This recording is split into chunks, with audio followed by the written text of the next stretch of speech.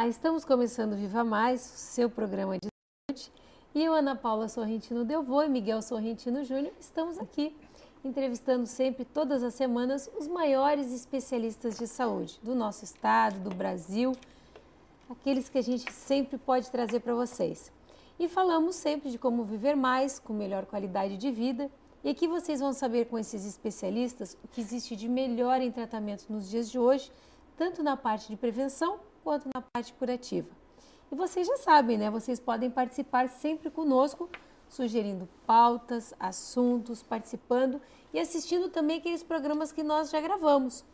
Todos os programas que nós já gravamos nesse mais de 1 ano e meio de programa estão lá no nosso site www.programavivamais.com.br. Interaja conosco, assista o programa, assistam os programas que já passaram, mande perguntas. E vocês sabem que a gente sempre traz os nossos convidados de novo. Os nossos convidados de hoje são o Dr. Eduardo Didoné, que é cirurgião geral, cirurgião do aparelho digestivo e também cirurgião do trauma. E o Dr. Vitor Kosminski, que é dermatologista, médico da Santa Casa, que está vindo de novo, né, Dr. Vitor? É um prazer. Ele veio a primeira vez, vocês mandaram tantas perguntas que nós trouxemos novamente o Dr. Vitor no programa. E vocês continuem mandando as perguntas, porque tanto o Dr. Eduardo quanto o Dr. Vitor podem voltar e responder as perguntas que faltaram. Eu sei que 1 hora é muito pouco para vencer tantos assuntos maravilhosos de saúde. Esse é o nosso propósito, né, Miguel? É a gente poder ajudar você a resolver os seus problemas, saber quem... Claro que não é arrumar o tratamento, né? Mas saber quem você vai procurar, ajudar você a achar um bom especialista. E principalmente, a gente sempre gosta de passar essa mensagem, né? Que você procure o especialista quando tem um problema. Às vezes as pessoas tentam procurar o tratamento no Google, procuram ler em revista, em livro, tentar achar uma solução, ouvir o conselho da vizinha. Quando, na verdade, quando a gente tem um problema, né, Vitor? A gente procura o especialista, né, assim? E isso é uma verdade, até um pouco curioso, eu estava aqui quieto pensando, né? Uma mesa multidisciplinar. Hoje nós temos aqui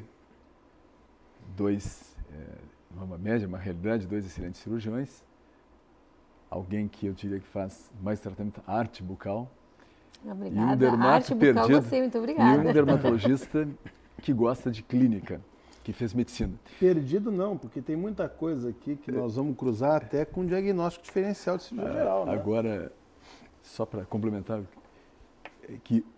o curso da medicina ele é básico, são 6 anos para todos nós. Tanto é que eu entendo que o problema hoje não é o número de faculdades de medicina, e sim a qualidade do profissional que sai das faculdades de medicina. Então, eu entendo que, como dermatologista, cardiologista, endocrinologista, não é desculpa para que a gente, frente ao nosso cliente, que nós nos tornamos médico de família, e, olha, isso não é comigo, eu não sei. O camarada me aparece, sou dermatologista, mas o cara me aparece lá, com o abdômen em tábua, perda de apetite, né? É impossível. E eu tenho a obrigação, sou dermatologista, mas eu tenho que saber que existe, não é apendicite, é a possibilidade de apendicite, não apenas em falsa ilíaca direita, mas retrocecal. Quer dizer, nós não temos essa desculpa. A especialidade é o mal necessário. Mas acho que é importante nós acordarmos e acho que o programa busca resgatar essa questão. O que a gente tenta fazer, e a gente já reiteradamente tem feito isso, né, Ana? É levar para você que está assistindo profissionais que você pode procurar. Não estou dizendo que não existem outros, graças a Deus o estado do Rio Grande do Sul tem excelentes profissionais, a gente tem chance de trabalhar em outros estados, em outros lugares. O grande medo do pessoal de outros estados é do nível profissional que existe aqui no estado. Apesar disso, e a gente tem falado sempre de Doné, apesar disso, tem muita gente que prefere fazer leilão do corpo. Então, em vez de procurar um especialista, em vez de procurar alguém que tenha formação, como tu falou, Vitor, acaba procurando um curioso.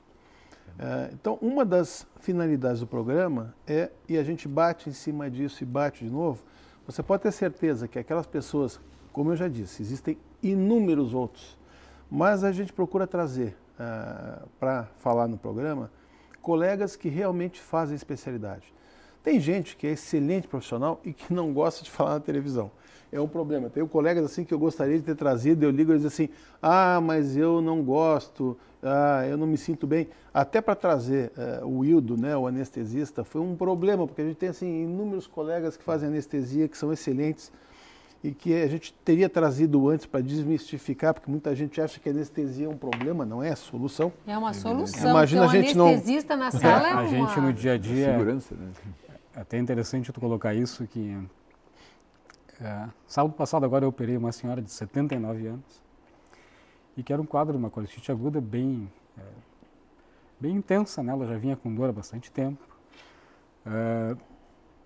E o maior receio dessa senhora, né, era justamente a anestesia, né? Ela tinha o temor de não sobreviver à anestesia, né? Não acordar. Não acordar da anestesia ou acordar com sequelas da anestesia. Não era fazer uma incisão. A cirurgia em si não era o que realmente... Tanto que ela estava com dor, né? Ela estava com angústia da dor, mas ela tinha medo de ser operada em função da anestesia geral, que hoje a gente sabe que é um procedimento, é uma coisa muito segura, né? Tanto que ela acordou e no dia seguinte ela já estava se sentindo bem melhor em função de não estar mais com aquela dor intensa do quadro agudo, abdominal. E ela estava literalmente eufórica por ter sobrevivido, né, à anestesia. Sabe que nós trouxemos um anestesiologista e ele justamente para mostrar que eles são os anjos da guarda da cirurgia. Quando o anestesista entrava no quarto, a paciente olhava para ele e dizia assim, esse é o perigoso. Imagina se tu vai fazer uma cirurgia sem o anestesista. Né? Quer dizer, não é pelo contrário, mas existem alguns mitos, infelizmente, e a tentativa da gente é desmistificar isso. Desmistificar trazendo gente que faz a especialidade, né? Que eu acho que o importante não é só tu trazer alguém para falar a respeito, mas falar alguém que realmente faz a especialidade. Eu tinha comentado, Ana, assim, o Vitor eu conheço da época da faculdade, nós estávamos na mesma faculdade. O Didonê eu vim conhecer há pouco tempo atrás, há uns 10, sei lá, 6, 7 anos, né, Didonê? Menos, né? Em função... O Guilherme... Em função do meu filho. Faz 3 anos, eu acho. 3 anos. O Guilherme está no Rio de Janeiro, o Guilherme fez cirurgia geral no Cristo e depois fez 1 ano de cirurgia de trauma. E eu me lembro que, não estou rasgando seda não, que eu acho que quando a coisa é assim, a gente tem que falar. O comentário que o Guilherme, meu filho que está no Rio de Janeiro fazendo plástica, primeiro fez 3 anos de geral, agora está fazendo plástica, então a importância de fazer, como tu citou, de fazer uma especialidade, de fazer... O dermatologista tem que fazer clínica antes, né? É importante ter uma base, Ter uma base. Uma boa base. O cara não pode fazer só, eu sou cirurgião plástico, eu só vou fazer pálpebra, então eu só quero aprender aquilo. Tem que saber medicina. E o comentário do Guilherme, tu deve ter escutado algumas vezes. Ele sugeriu que nós trouxéssemos o Didonê desde que nós começamos o programa. Exatamente. Eu vou te dizer por quê. Assim, o Didonê faz cirurgia geral no pronto-socorro e no Cristo. Cirurgia do trauma. Do trauma.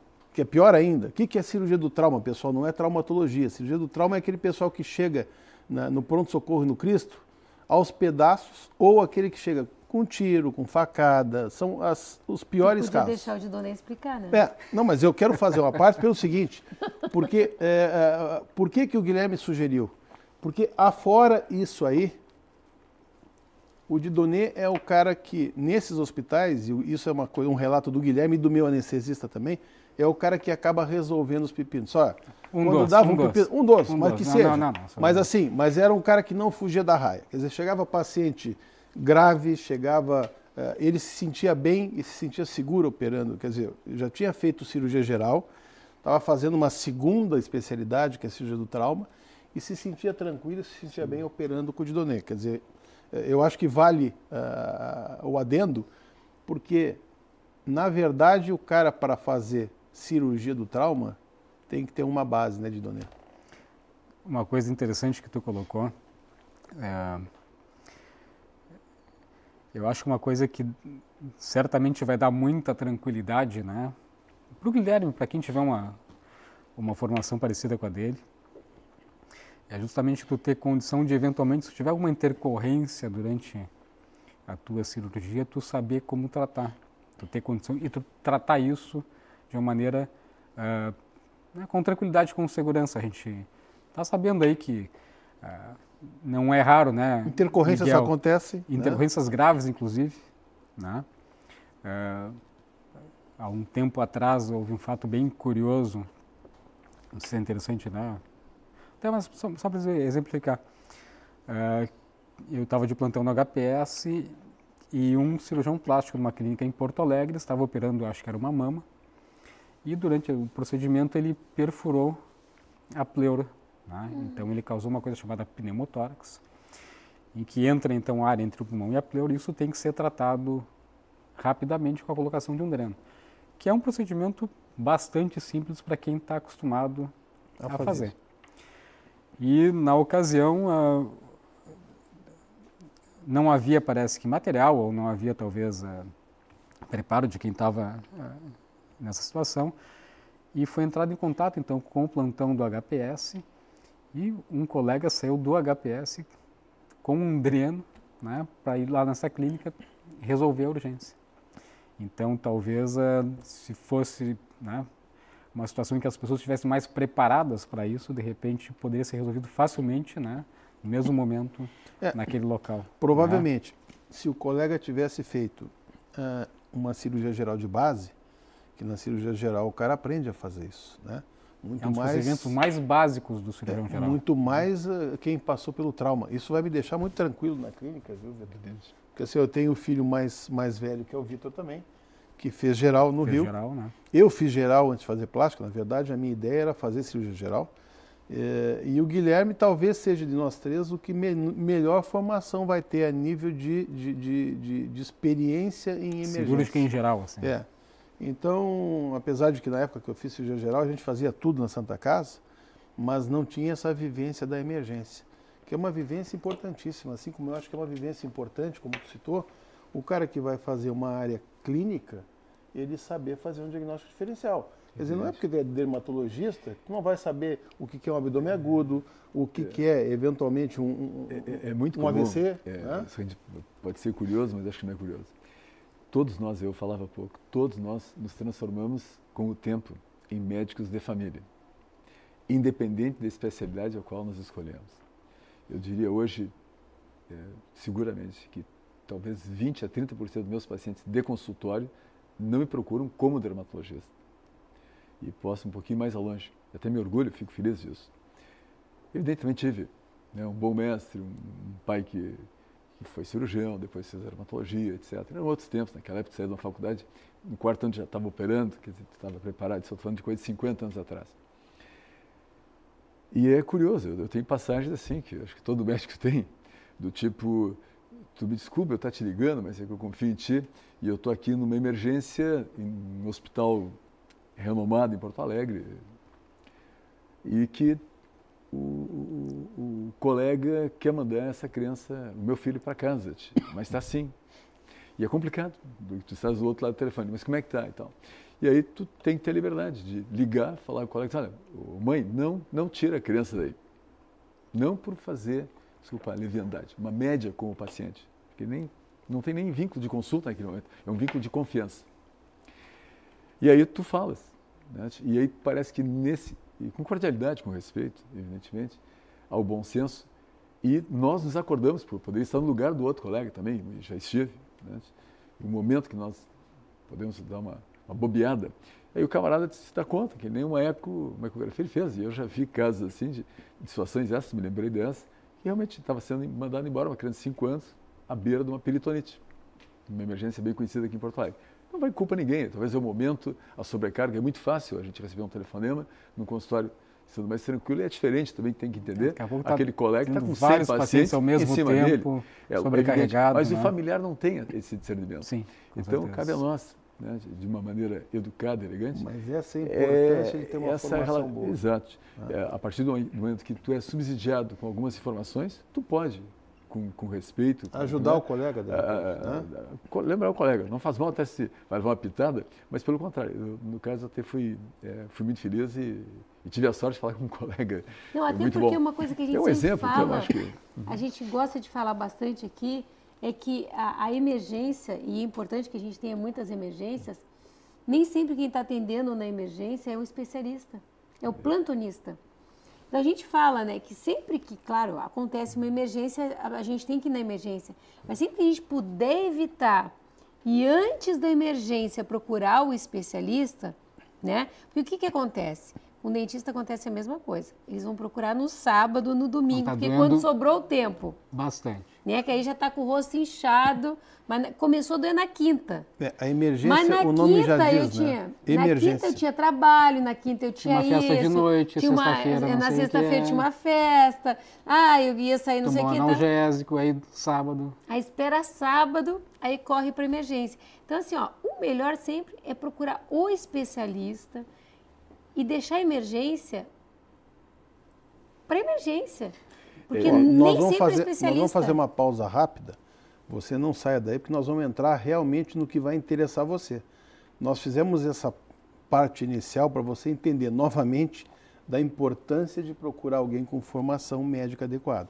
Mas nós vamos citar depois aí com o Dr. Didonei apendicite, hérnias, vesículas, com o Dr. Vitor, herpes, medicamentos que se dá para usar na beira da praia ou não, micoses, que são coisas que agora aumentam bastante. Então não saia daí que a gente já volta.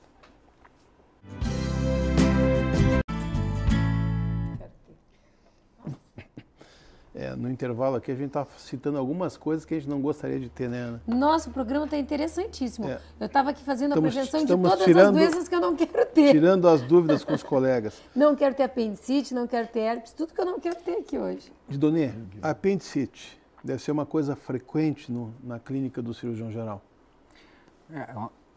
É muito frequente, talvez seja a patologia do abdômen, né, as patologias inflamatórias, a mais frequente que a gente vê.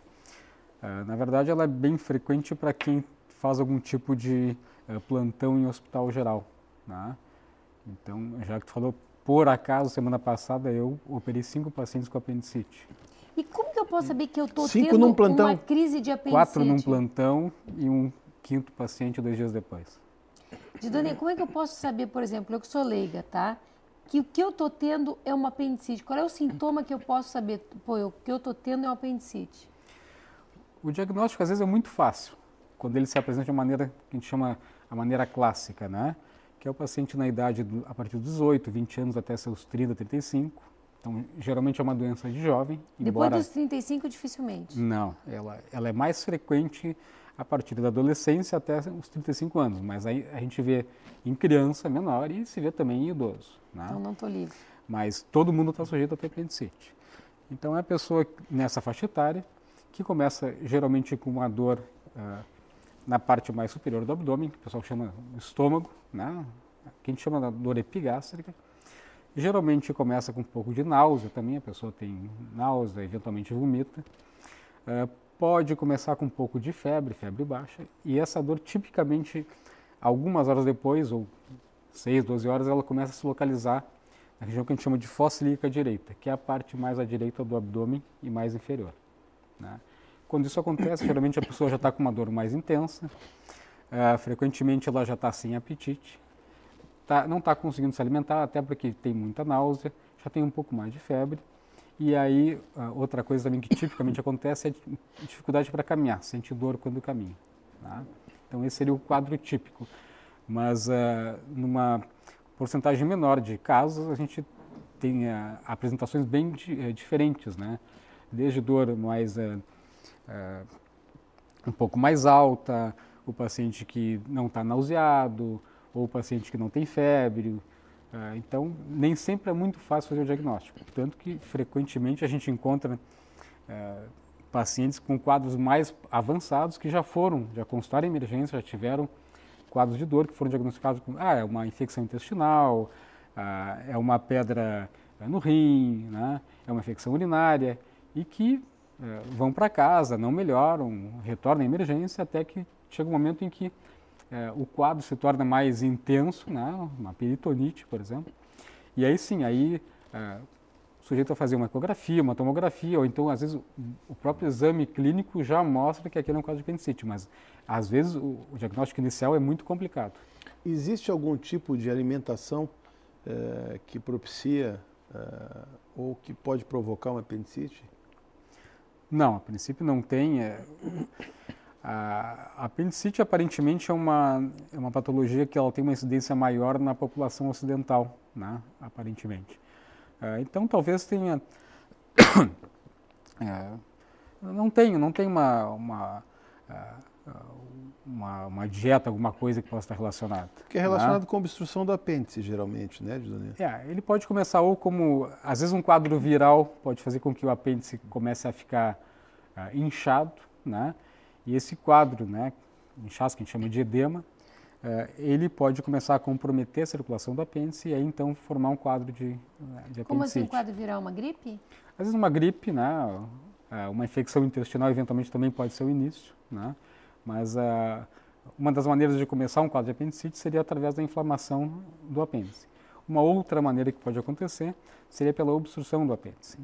Então o apêndice ele é um tubo, né, em que ele tem um fundo cego e que se alguma coisa do tipo pode ser uma semente, não raramente um verme, né, um ascaris pode entrar no apêndice e causar apendicite, né, ou então o que a gente chama de fecalito, que seria uma pequena porção de fezes mais endurecidas que podem entrar no apêndice, obstruindo ele e aí gerando aquele quadro inflamatório, em que ele vai ficar cada vez mais sem circulação até que ocorre a necrose, ou seja, o apêndice ele não tem mais circulação. E como ele está em contato com o intestino grosso, isso significa que no momento que ele romper, tu vai ter fezes em contato com a parte interna da cavidade, o peritônio. E isso gera então a peritonite que a gente chama. Mas, a dor é complicada, né? Mas de qualquer maneira é uma situação aguda, né? 24, 48 horas uma situação que o indivíduo está bem e de repente começa a apresentar essa sintomatologia. O que mais chama a atenção dos pacientes é que eles chegam dizendo, olha, mas eu não tinha nada, eu ontem estava bem e tal. E é realmente assim, começa com um quadro súbito, né? Exato. E eles dizem, olha, ontem eu trabalhei normal, fui dormir bem e não raramente o pessoal acorda, às vezes, com dor durante a madrugada e que é a manifestação inicial. Mas eu já peguei durante a época da residência, como tu citou, Dona, eu peguei pacientes assim com 17 dias de evolução. Nessa história de o cara vai, trata, dão um analgésico, não é um quadro bem típico, daí ele volta de novo, pegou assim vários colegas, vários plantões de colegas da residência, até que quando ele caiu na minha mão, na verdade, daí o quadro era bem evidente porque ele estava bem avançado. Já estava com o abdômen agudo. Tem uma situação clínica em dermatologia que pode ser confundido com abdômen agudo, não tem? Acho várias. Dentro do capítulo clássico exemplo, né, que eu acho que incomoda muito o cirurgião, e eu acho que é uma dor de cabeça, o dermatologista vai dormir em paz e o cirurgião, coitado, perde o sono. É a famosa púrpura, é uma farmacodermia, a púrpura de Renault-Scheinlein. Quer dizer, o indivíduo simula literalmente um quadro de apendicite, de uma colicistite, quer dizer, de alguma patologia cirúrgica. Mas ele tem todos tem febre, mal-estar, inapetência, quer dizer, falta de apetite, dor abdominal, quer dizer, simula. Então é complicado essa púrpura de Renault-Scheinlein. A sorte que nós vemos depois no extravasado, não no momento. Se não é feita uma boa anamnese por um colega, e isso vale para mim inclusive, de história de ingesta de algum medicamento que foi prescrito e por prescrição correta, e que ele responde. É um processo alérgico mais visceral. E nessas horas ele não procura dermatologista de novo, porque não faz a menor ideia que aquilo poderia ter sido receitado por mim ou por quem quer que seja. E são casos de emergência realmente. E geralmente casos graves. Graves. Né? E felizmente, não é errado, às vezes eu vi críticas, não existe crítica nisso. Existe a famosa, o indivíduo vai a uma laparotomia exploratória porque é difícil de fazer o diagnóstico. Tem que abrir a barriga para ver o que é. Tem que abrir, exatamente. Não tem. E é uma farmacodermia. E nem sempre, nós chamamos, claro, apesar do nome púrpura, né, extravasamento de hemácia para a pele, e visceralmente também acomete os órgãos internos, não se manifesta no primeiro momento. Então não é fácil fazer o diagnóstico de imediato. Ele pode também é uma situação sem aguda. Marca nenhuma na pele. Evidente. Como um indivíduo que usa um anti-inflamatório pode fazer uma insuficiência renal aguda. E daí? Né? E não tem história, não tem e a base é medicamentosa. A base é medicamentosa. Então eu acredito que, inclusive nós, dermatologistas, e usamos bastante anti-inflamatórios, temos que ter a consciência de talvez sermos mais cautelosos nesse sentido. E aí o cirurgião, eu vou dizer, coitado, paga o pato, né? Está lá na emergência e não é fácil. Aí a figura entra assim, aqui tem que ser defendido. parece muito simples depois que se passa pela situação, mas não quem passa pela situação no sentido do médico e o paciente que é a solução. Não, é e a importante família também faz aquela pressão. para o paciente saber que é importante quando ele chega dizer que está tomando anti-inflamatório. Ajudaria muito, não ajuda? Faz parte, né, do diagnóstico de qualquer paciente numa emergência com qualquer intercorrência ou uma dor abdominal, por exemplo. A gente tem que saber o que ele vem tomando de medicação, né? Que tipo de doenças ele tem, né? Porque muitas vezes só conversando com o paciente a gente já tem uma ideia. Às vezes é possível até fazer o diagnóstico da doença do paciente, mas às vezes também a gente pode ter uma ideia de que tipo de doenças ele pode ter, ou então para onde que eu vou direcionar o meu diagnóstico, né? Então é muito importante, até porque atualmente assim que a gente está observando, a população está ficando mais velha, né? A gente está vendo o estado aqui, se eu não me engano, é a taxa de a expectativa de vida mais alta do Brasil, né? Então, a gente está vendo cada vez mais pacientes idosos procurando emergência com quadro de dor abdominal, né? E que a gente tem que, então, tentar estabelecer um diagnóstico mais correto possível, né? Tentar fazer o diagnóstico do paciente, porque, assim, no idoso, tu não tem também tu não pode demorar muito, né? Não tem muito tempo, às vezes, para observar um caso. Então, não é muito simples e a gente tem que estar atento para isso aí, né? Nós estamos tendo casos, me lembrasse agora, eu não tenho lembrança, eu ainda peguei o raspo do tático, que a gente, na residência, a gente aprendia até mesmo não querendo, né? Na nossa antiga Santa Casa, exemplo de outros hospitais, onde tinha numa manhã que atendia 100 a 200 pessoas de ambulatório. Hoje, não sei se durante o dia se tem meia dúzia de pessoas para atender. Mas sem entrar nesse mérito, faz 2 semanas apareceu uma senhora no consultório, com varicela, na nossa catapora, com 53 anos de idade. Não é mais tão raro aparecer varicela catapora em homens e ou mulheres com 27, 30 anos de idade. Quer dizer, realmente, eu acho que tudo isso, eu acho, ficando no achismo, eu entendo que tudo em função da expectativa média de vida, que vai aumentando, embora seja uma doença própria da infância, assim sempre rotulada e até hoje é entendida. Então, cada vez mais, quer dizer, a medicina é curiosa, eu acho que é a mesma de sempre. Mas nós temos que estar atentos, porque eu acho que ela vai vendo, eu sou um pouco darwinista, né? Eu acho que vai vendo uma seleção do indivíduo e ele vai apresentando formas atípicas, né? Nós comentávamos anteriormente, nos conhecemos no transplante, né? Então a gente acompanha o serviço de transplante, em que são situações extremamente atípicas, né? O que nos traz segurança para o consultório. E eu acho que é aí que nós temos que estar atentos, né, para as situações. E a senhora vinha sendo tratada, passou nenhum mérito, porque é a história que tu passaste, quer dizer, depois de passar por tantos colegas, quer dizer, eu tinha que pensar no óbvio nessas alturas, porque já veio um quadro florido. Evidente que não é. Talvez eu também não fizesse diagnóstico numa mulher de 53 anos, na primeira vez, evidentemente. Né, não tinha o famoso céu estrelado, quer dizer, não tinha uma multiplicidade de lesões, mas pela história e tal. Então, assim, na verdade, nem sempre é fácil fazer o diagnóstico. Agora, independente de especialidade, é importante nós estarmos atentos, né? Não é porque eu seja dermato que eu vou achar que tu vai infartar, porque... Agora, não entendo que eu não seja... tem gente mais capacitada para tratar infarto agudo do miocárdio. Agora, não deixar de fazer um diagnóstico e encaminhar para a pessoa, médico certo? Especialista na área para fazer o acompanhamento. Agora, para fazer o encaminhamento, todo mundo tem que saber. Eu vejo, no bloco anterior, a doutora fez uma referência assim, o pessoal consulta no doutor Google, vai para e procura alternativas. Uma situação que a gente vê no dia a dia, acho que todos nós vemos no consultório, e eu falava um pouco que todos nós somos também um pouco médicos de família, é a questão da dor. A questão da dor. Tu falas no anestesista, a importância.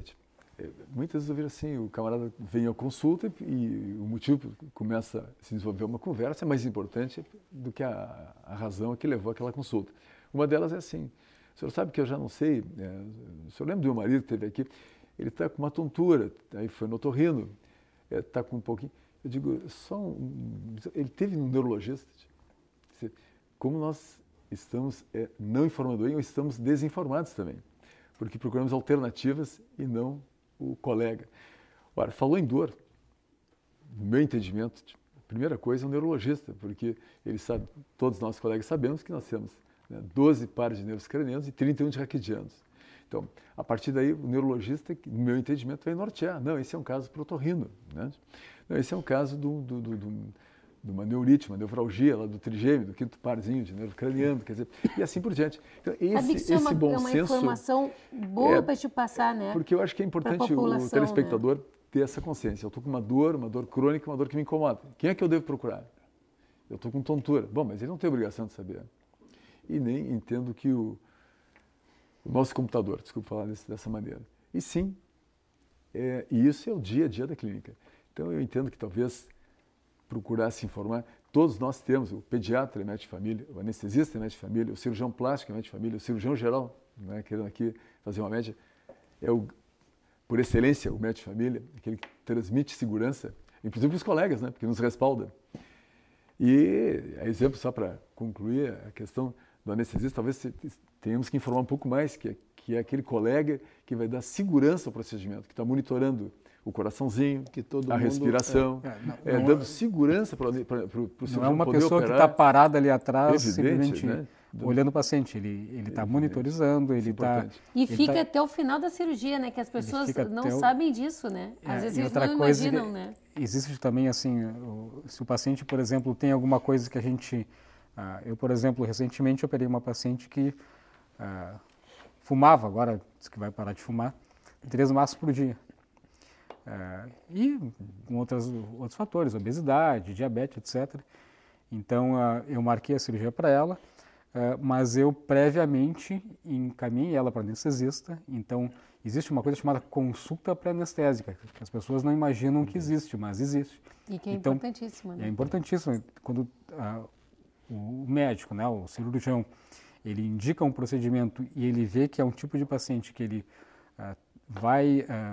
que tem alguma coisa clínica, vai exigir do anestesista, né, um tratamento, digamos, mais especial, ou que talvez possa ter algum tipo de complicação, a gente já literalmente corre na frente, né? Então a gente sugere e encaminha, né, e ela vai lá, consulta com o anestesista, então previamente ele já vai conhecer o paciente. Então, eventualmente, se ele quiser fazer algum tipo de avaliação adicional, algum exame a mais, ele já solicita. Então, até para o próprio anestesista já é uma situação mais tranquila. Ele não chega e não é pego de surpresa com um paciente com várias patologias que ele, né, vai gerar mais estresse até no anestesista pelo tipo de paciente que é, né? Então é interessante isso. Existe a consulta pré-anestésica, que é uma coisa que vai dar mais segurança ainda ao na verdade, hoje em dia, e a gente conversava sobre isso no intervalo, a medicina ela ficou tão grande e o conhecimento médico hoje em dia é tão grande que é impossível um só